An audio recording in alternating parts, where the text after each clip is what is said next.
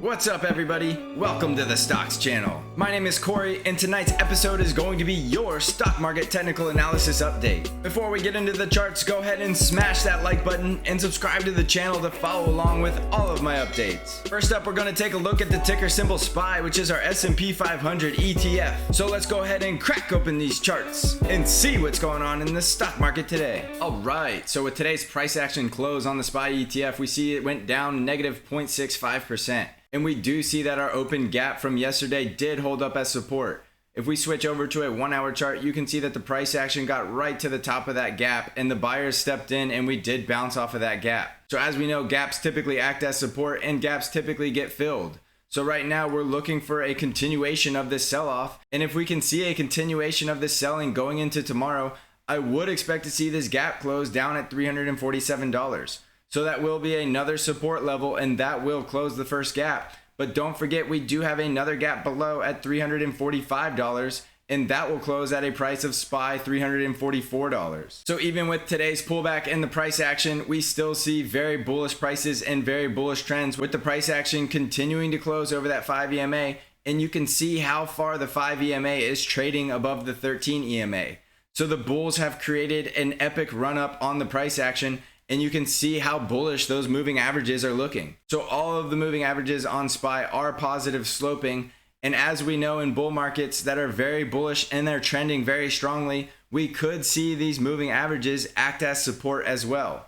So we have support at the moving averages potentially, as well as the gap closures going all the way down to $344. So as long as we see bullish price action and this bullish trend continue, we are going to be buyers off of support levels. So remember, buying off of support, you want to wait for that confirmation bounce and you want to set your stop losses below your support levels.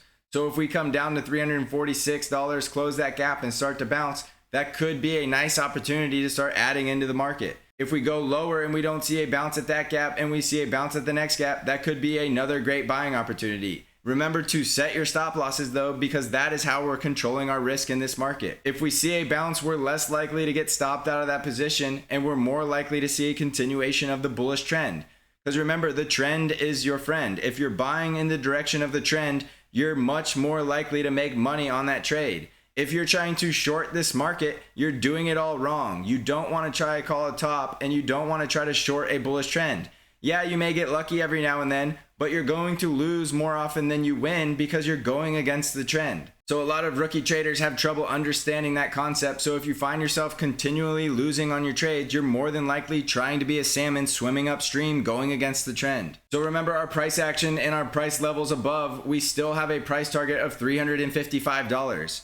As long as we have a bullish trend, we're going to have upside price targets. So that doesn't mean the market can't cool off and correct a little bit before getting to that price target, but we are still going to keep our eyes up here at $355, which also coincides with our resistance trend line. So if we see continuation of the selling, we could find support at one of these gaps, and I would expect to see a bounce and then come back up to this 355 level and test resistance yet again. Now, if the bulls are still going to push this higher, we'll see this resistance break, and that will be very bullish price action because that resistance trend line has been very strong in the past.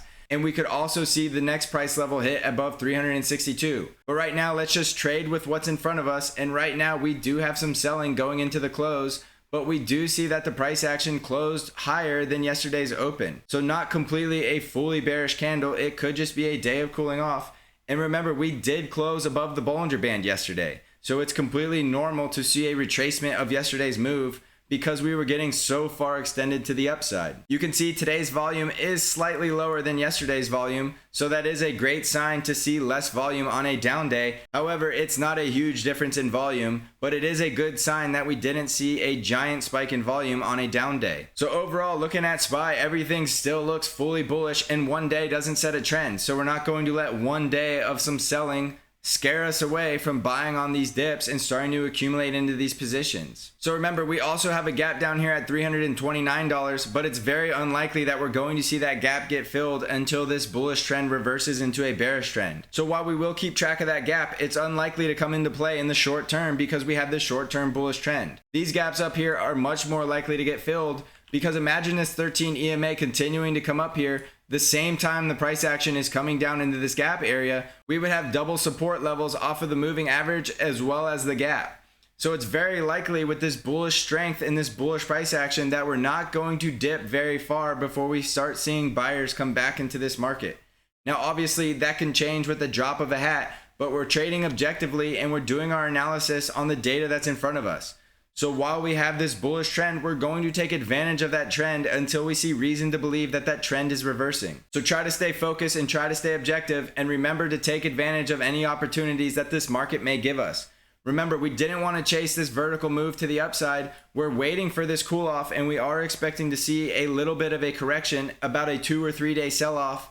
And then it would expect to see this bullish trend go back into an upward momentum move and start reaching for some of these price targets above at $355. Now, we also do have Fibonacci retracement levels to the downside, and if we did see the top yesterday, it's likely we will retrace to one of these levels. So the first retracement level is our 0.236, which is right around a SPY level of 346. And then below that, we have another level at $341. So depending on how bullish this market's going to be, it will depend how far we correct. But if this market is going to be very bullish, I wouldn't expect to see the retracement go too far below 346 before seeing a lot of buyers jump back in and push the price higher again. If we see a little bit more of a correction, I would expect to see 341. But below 341, I don't see as a possibility right now because of how strong this upward trend is right now. So to the downside during this correction, we're looking for the gap closure at 347, our Fibonacci level at 346, and then our next gap closes at 343, and our next Fibonacci level is $2 lower at 341. So those are the key support levels I want you watching on SPY, and remember to wait for that bounce before you buy in. You never want to assume that a support level is going to act up as support and buy right at that level. You want to wait for the price action to come down to that level, and you want to buy on the confirmation of the bounce, which will be a green day after we test that support. So be patient, because patient will always give you better entries. And if we're falling like a free falling knife and you're trying to buy at these support levels and we just continue to fall, you will buy at worse opportunities. If you wait for that bounce, let's say we go all the way down to the support trend line, you're going to get a much better entry than if you're trying to find the bottom on the way down and it's just going down in a straight line. So be patient and pay attention to those support levels. Next up, let's go ahead and take a look at the NASDAQ 100, and we're looking at the Triple Qs ETF, and we do see the NASDAQ 100 also extended above its Bollinger Band yesterday. And even though we did get a slight retracement on the NASDAQ, we're still trading above the upper Bollinger Band. So that's still very bullish price action. And that's telling us we're not likely to see a very big dip before those buyers are starting to enter back into the market, because they're just buying at higher and higher prices. And we see the NASDAQ 100 close flat today, barely going anywhere, still trading above the Bollinger Band and still trading above all of its moving averages. We also see the very bullish price stack up with the moving averages all trading to the positive slope. And we see all of the moving averages are stacked to the bull side. We don't see any slow moving averages trading above fast moving averages. We have the perfect stack of the 50, above that's the 20, and then we have the 13 and the 5. So very bullish trend going on, and it's only strengthening. So if we do get a pullback on the NASDAQ 100, we do have the gap, and the top of that gap is $289, and the bottom of that gap is around $286. Our upside price targets on the NASDAQ 100 are $296, and above that is around $302. And you can also see that the $302 level on the Fibonacci extension coincides with our previous all-time high, where we could find significant resistance at that level. So right now it looks like we're having trouble passing through the first Fibonacci extension level around $296. But remember, one day does not set a trend, and one day of selling is not going to break this bullish trend. We need to see a confirmation, and we need to see further selling, and we would need to see that 5 EMA start to cross back below the 13 EMA for us to become bearish yet again. So right now it looks like we're nowhere close to snapping this bullish trend. It's only strengthening, and it's likely that we're going to test this previous all-time high right around $302. So remember, in a bullish trend, these moving averages could act as support, and we also have this gap open at $289 and $285. Next up, let's take a look at the Dow Jones Industrial, and we're looking at the DIA ETF. And we see the Dow Jones did go down today about minus 0.6%, still trading well above the 5 EMA, and we still see all of the price action and all of the trends still very bullish. So one day of selling is not a big deal, and we do have upside price targets of $288 and $292. We also have our resistance trend line where we have been rejected at the previous all-time highs. We have not broken above that resistance trend line. So the Dow Jones is by far still the weakest indice, having not yet formed a new all-time high since the crash in March. So we can see we're finding a little bit of resistance right here around this 288 level.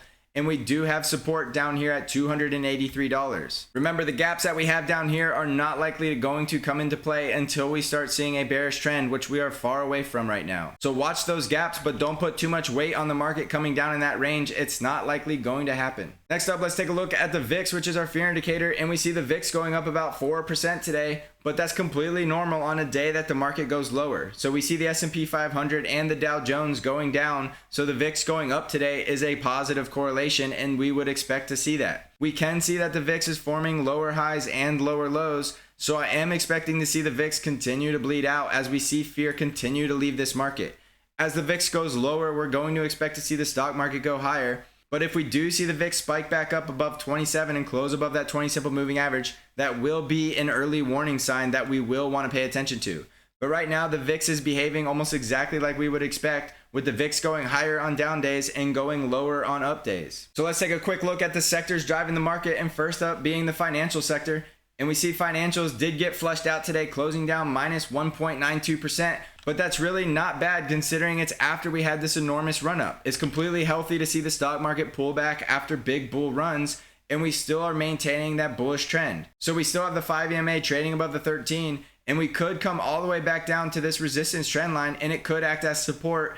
And that 13 EMA is also coming into that area where we could also find support off the moving averages. So as long as the financial sector can continue this bullish trend and form higher highs and higher lows, we would expect to see financials come out and test and break above this 52-week high and start forming another bullish trend. So to put this in perspective, today wasn't the best day for financials, but it did not technically break any of the bullish price action or any of the bullish trends. One day doesn't set a trend, and we could see another 2 days of selling and still be bullish on the financials. Next up is the industrials, and we see the industrials also took a day to cool off, but still closing above the 5 EMA and still maintaining its bullish trend. Remember, on the industrials, we did break out to a new 52-week high, and that's hardly a bearish sign. We still have a lot of bullishness going on in the industrials, so one day of cooling off is nothing to sweat over, and it's very healthy, and it could continue this bull run very soon. On the healthcare sector, we see a very similar sign, just a day of cooling off, but not technically breaking any of the bullish price action or trends. Next up is the US dollar, and we're looking at DXY, and we see the dollar did go up about 0.5% today,